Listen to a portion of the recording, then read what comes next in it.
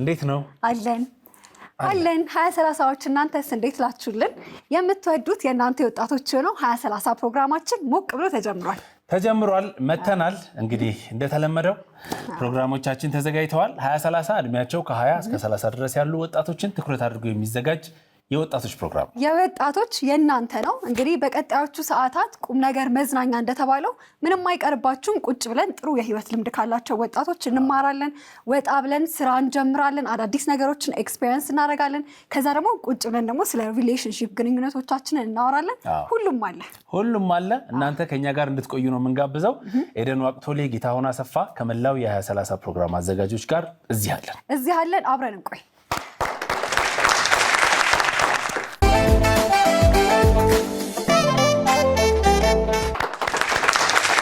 ሰላሳን እያያችሁ ነው የምትገኙት አሪፍ ጊዜ እያሳለፋችሁ እንደሆነ ተስፋ እናደርጋለን ከዛሬዋ እንግዳችን ጋር መጥቻለሁ የዛሬዋ እንግዳችን መስማት የተሳናት ወጣት ናት በሙያዋ ሞዴል ናት በቅርቡ በፊሊፒንስ በተካሄደው ሚስተር ዴቭ ኢንተርናሽናል ላይ ሀገሯን ወክላ ተሳትፋ ነው የተመለሰችው ኋላ ደግሞ ያሳለፈችው ታሪክ ለብዙ ወጣቶች የሚያስተምር ነው እንዲህ አይነት ወጣቶችን እኛም ማበረታታት አለብን ብለን ነው እዚህ የጋበዝናት አስተርጓሚ አለን ባልደረባችን ትራስ አጽባት አስተረጉምልናለች ከሷ ጋር ጥሩ ቆይታ እናደርጋለን ሀብታሟ ግርማን ተቀበሏት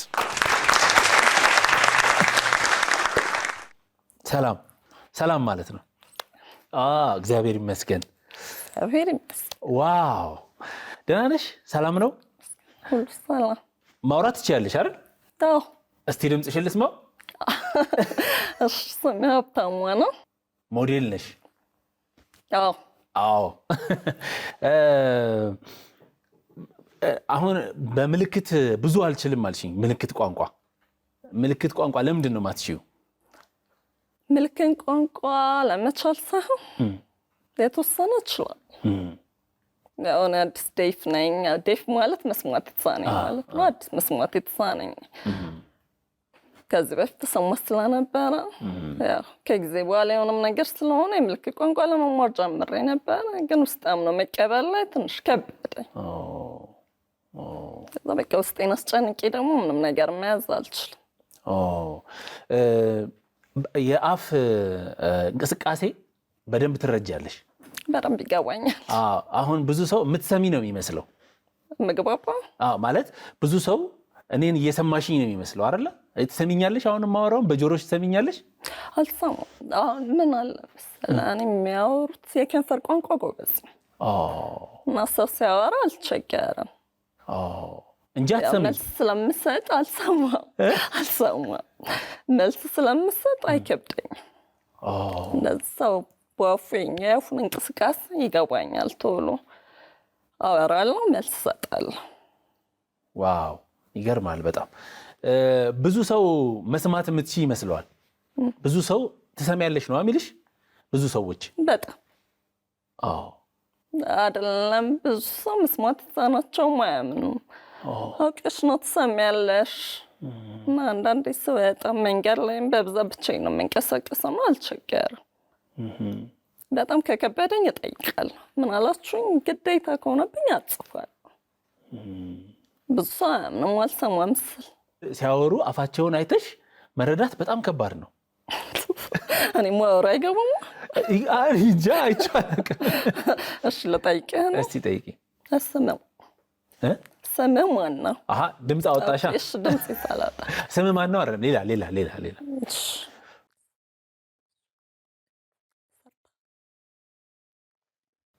እስቲ ሌላ ድገሚ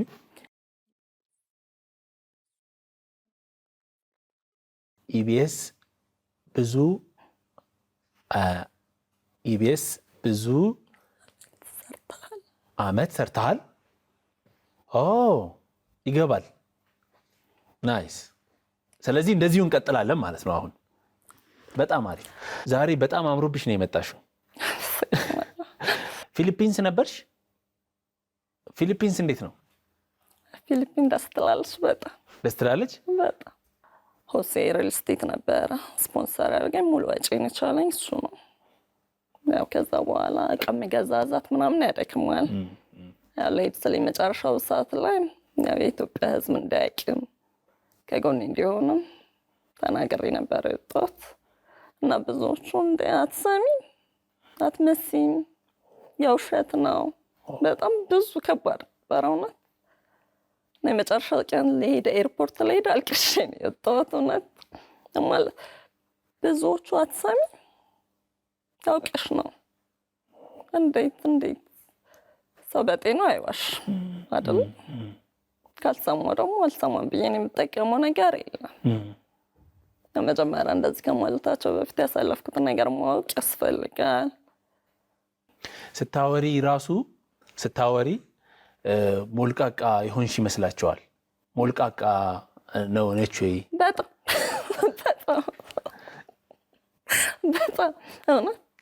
ወንድምሽ ነው የነገረኝ። ወንድምሽን አዋርቼው ነበር እና ስታወራ ሞልቃቃ ነች ይሏታል እና ያ ይሰማታል። እውነት ፈልጌው አይደለም ማለት ከጊዜ በኋላ እንደዚህ ኮንኩ በኋላ እኔ አሁን የማወራው ድምፅ አልሰማውም። ገባ አልሰማውም። ድምፄ እንዴት ነው? ድምፄ መጠኝ መውጣት አልችልም። ወይ ከፍ ይላል ወይ ዝቅ ይላል። ያለኔ ከባድ ነው። ብቻ እንደዚህ ኮንኩ በኋላ ለምን እንደዚህ ለማውራት በጣም ቸገር ነበር። በጣም ብዙ ሰው አንዳንዶቹ ደግሞ ሳበራ ምንድነው ድምፅሽ ይሉኛል። ለሁሉም ማስረዳት አልችልም። ያው ልብህን ጠብቀህ ላለመጎዳት ቀስቀህ ማለፍ ነው ያለብህ አማራጭ። ያሸነፍኩት አለ ብለሽኝ ነበር። በምን ዘርፍ ነው ያሸነፍሽው? ውድድሩ ብዙ አይነት ነገር አለ። ባህል፣ ችሎታ፣ ያው ቁንጅና፣ ያገባ፣ ፋሽን ሞዴል ናይን ሁሉንም አንድ ላይ አጣምሮ ነው መድረኩ የተዘጋጀው ማለት ነው። እኔ ሁሉንም ተሳትፌያለሁ ካገባ ውጭ ማለት ነው። ካገባ ውጭ ያገባ የወለደው 2 ናቸው ያሉት። አላገባሽም? አልወለድሽም? እሱን በኋላ ጠይቃለሁ። ፍቅረኛ ሳለ? ፍቅረኛም የለም? እኔ ያሸነፍኩት በፋሽን ሞዴል ነው። በፋሽን ሞዴል ምን አይነት ነው? ፋሽን ሞዴል ማለት የሚሰጥህ ልብሶች አሉ እና ስቴጅ ላይ በምታሳየው ብቃት ዳኞቹ የሚሰጡት የራሳቸው አስተያየት። ጎበስ አጨብጭቡላት።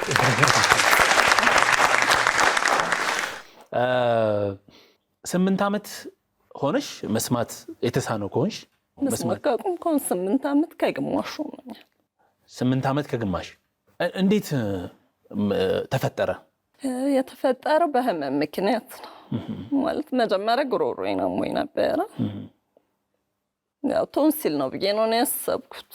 በረፋ ጠበቂ ምናምን ደረሰ። ከአንገት በላይ ነው የተጻፈልኝ። አዩኝ እና አሁኑን በእንተኛት አለብሽ ዛሬውን። ኧረ የሚያስተኛ ጉዳይ የለኝም። ዛሬውን መተኛት አለብሽ። ለምን? ይሄኛው ግራ ጆሮሽ ኢንፌክሽን አለው። ስለዚህ መሰራት አለበት። አማራጭ የለኝም። ጠዋት ወደ ሰርጀሪ ክፍል ገባው ማለት ነው። ስነቃ ግማሹ እንደዚህ ታሽጓል። ከባድ ሰርጀሪ እንደሆነ ገብቶኛል ማለት ነው። እና ከባድ ነበረ። ይሄ አይንቀሳቀስም ነበረ፣ አልነሳም። ይሄኛው በቃ ሙሉ ለሙሉ መስማት አቁሟል በዛ ሰዓት ማለት ነው። ይሄኛው ይሰማል ቀኝ ጆሮዬ። ያው እንደዚህም ብጠቀላል በዚህኛው ሰማለሁ። ብዙም አልታወቀኝም ጉዳቱ ማለት ነው።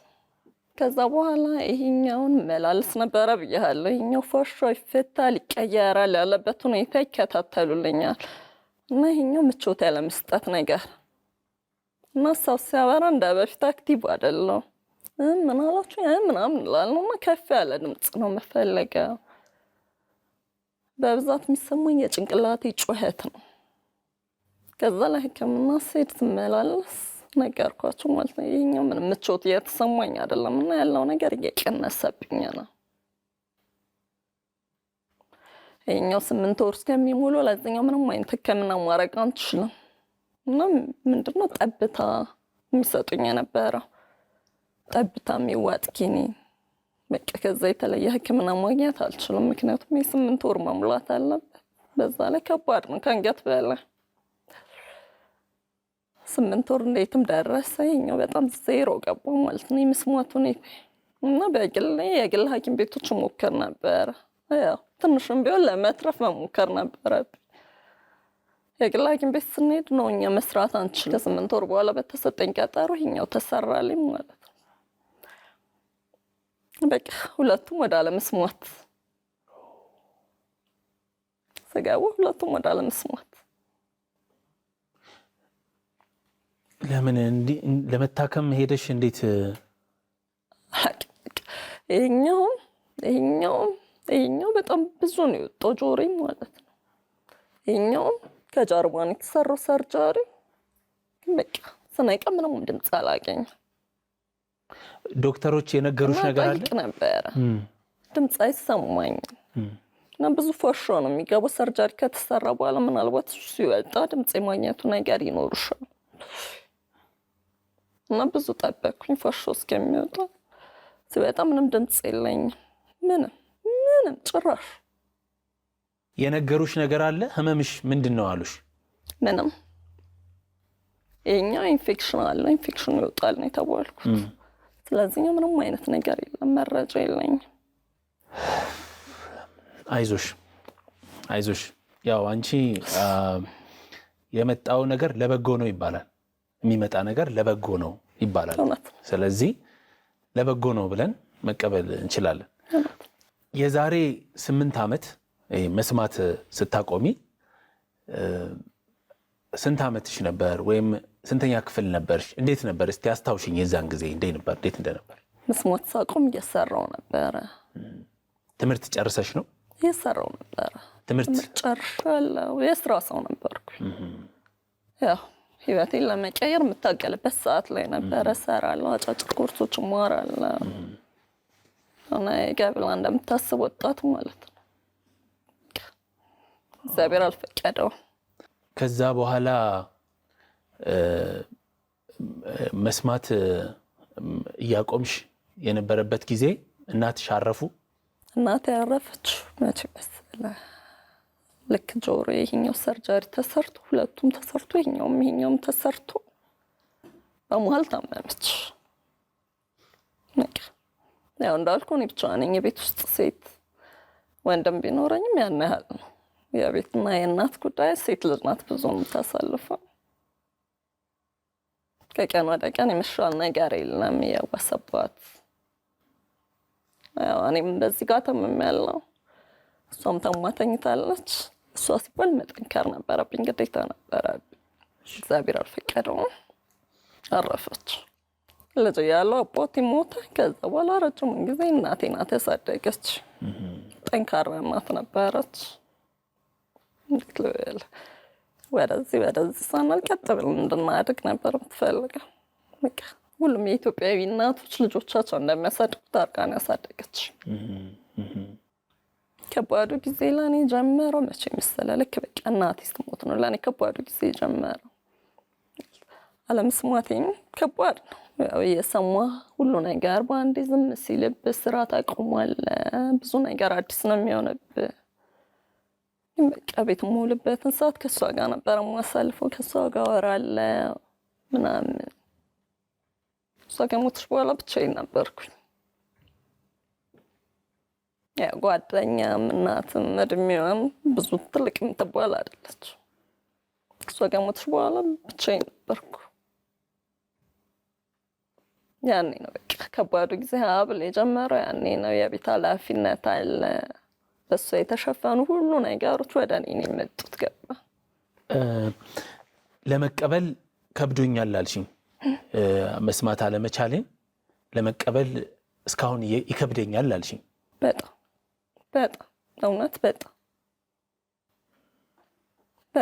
አንዳንድ ድንገት ጠዋት ስነሳ በቃ የሆነ ድምፅ ማገኝ ይመስለኛል። ከሆነ እሰማለሁ ብዬ ነበር ተስፋ ማረገው። ምክንያቱም የመጨረሻ ሰርጀሪንም ሳረግ ሐኪሞቹ ብለውኝ ነበር ከ6 ወር በኋላ ድምፅ ታገኛለሽ ብለን እናስባለን። በቃ ያም ጉጉት ስለነበረ ውስጥ ከሆነ እሰማለሁ ብዬ ነው የማስበው።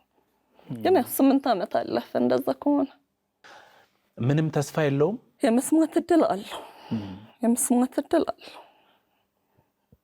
አሁን ዘመናዊ መሳሪያዎችም አሉ፣ ግን በእኛ አቅም የሚታሰቡ አይደለም። አንደኛው ኮክሬን የሚባል ማዳመጫ አለ። እሱ ለማድረግ አሁን ላይ እኔ ፈቃደኛ አይደለም። ለምን? ጎን ለጎን ሳይድ ኢፌክት ይኖረዋል። ጭንቅላት ሰርጀሪ ተሰርቶ ውስጥ ነው የሚገጠመው። ብዙም አይመከርም ባለም አቀፍ ደረጃም። አንዳንዱ ያስደርጋል። ያ የመብት ጉዳይ ነው፣ የፍላጎት ጉዳይ። አሁን ላይ እኔ ምንም ነገር የማስደረግ ፍላጎቱ የለኝም። ማዳመጫ የመስማቱ ነገር አለው በሕክምና ከዚህ በፊት ሐኪሞቹም አግኝቻለሁ። ከአንድ የሚመጡ እዚህም ዶክተር አብይን አግኝቼ ነበረ። ከአንገት በላይ ሰርጀሪ የሚሰራው የምታከም እድሉ አለ፣ ግን ከኢትዮጵያ ውጭ መሰራት እድል አለው በጣም። ያው ሞክሬያለሁ በቻልኩት አቅም ለመታከም፣ ግን በቃ አንዳንድ ሰው ከሌለ የሚያግዝ ሰው ከሌለ ማለት ነው ባይሆን ለመታከም በሞከርኩበት ሰዓት አንዳንድ መልካም ሰዎች አግዘውኛል።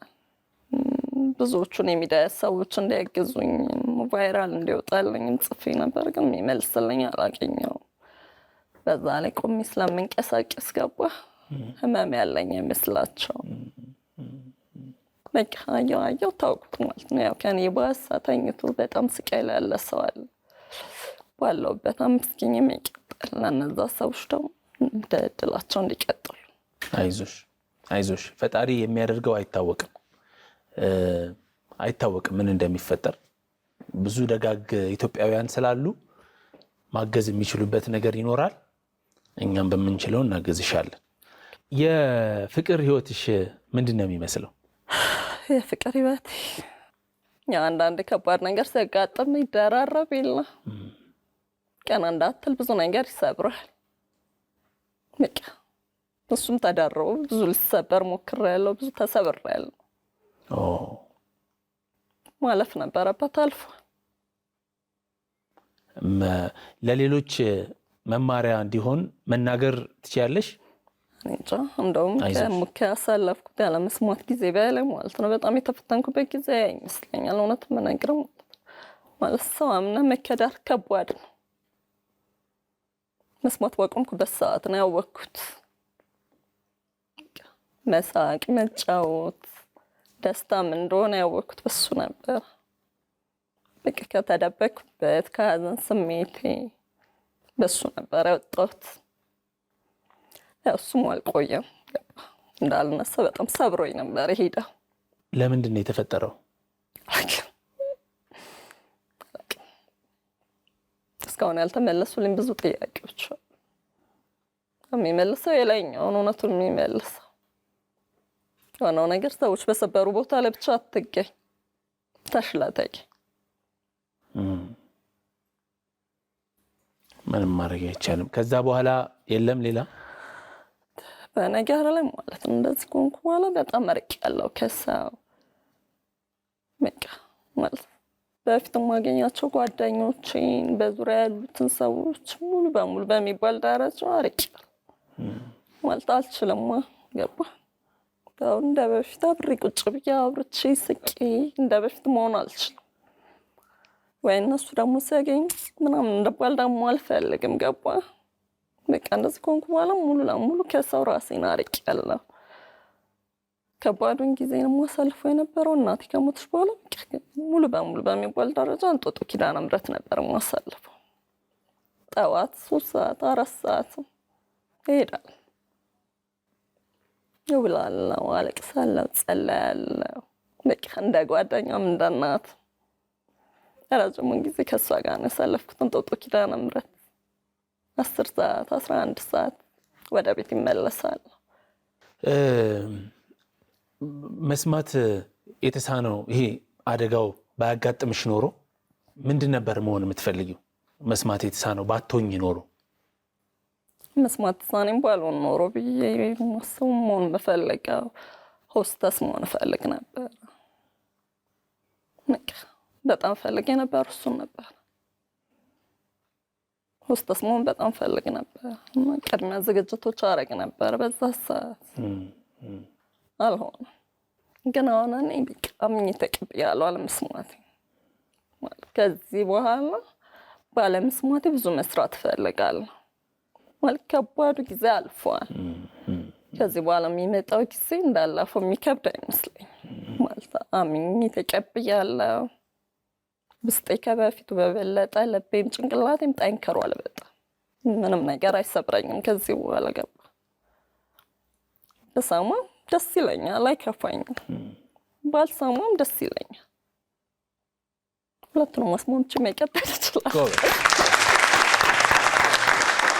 ጎበዝ። ይህን ጥንካሬ ነው እኛም የምንፈልገው። ጎበዝ፣ ጠንካራ ነሽ። የብዙ ወጣቶች ተስፋ እንዲያገኙ ጠንካራ እንዲሆኑ ማሳያ ነሽ አንቺ። ስለዚህ ልትኮሪ ይገባል። እሺ፣ መኮራት አለብሽ። እድሉ ቢገኝ ምን አይነት ስራ መስራት ትፈልጊያለሽ? መስራት የምፈልገው የራሴ ባህል ቤት፣ አበሻ ልብስ እወዳለሁ ብያለሁ። የአበሻ ልብስ ቤት ወይ ሾፌን ቤት ቢኖረኝ ወይ ፎቶ ሞዴሊንጎች ላይ በደንብ ብሰራ ያ በጣም ፍላጎቴ ነው። ስራዎች ፈልጌ በጣም ብዙ ቦታዎች ሄድ ነበር። ብዙዎቹ ቀን እንደውላለን፣ እንጠራሻለን፣ ያደክማል።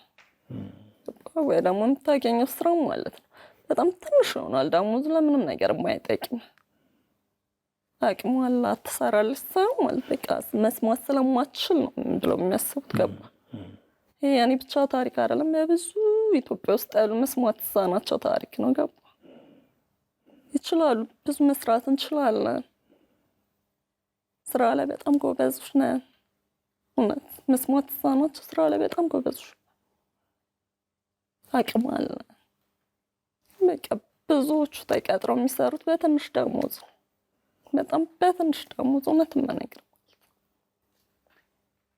እሱንም ፈቃደኛ ሆኖ የሚያስገባ ሰው ካገኘ መስራት ይችላሉ። መስማት የተሳናቸው መስራት እንደሚችሉ በደንብ እናውቃለን፣ ይታወቃል። አካል ጉዳተኛ መሆን ለሌላ ጥንካሬ በር የሚከፍት ነገር ነው እንጂ በራሱ ተስፋ የሚያስቆርጥ ምንም ህይወት እንደጨለመ እንዲሰማን የሚያደርግ ነገር አይደለም። እንደውም በቅርቡ ምን አየሁኝ፣ መስማት የተሳናቸው መኪና መንዳት እንዲችሉ መንጃ ፍቃድ ማውጣት ጀምረዋል አይደለ?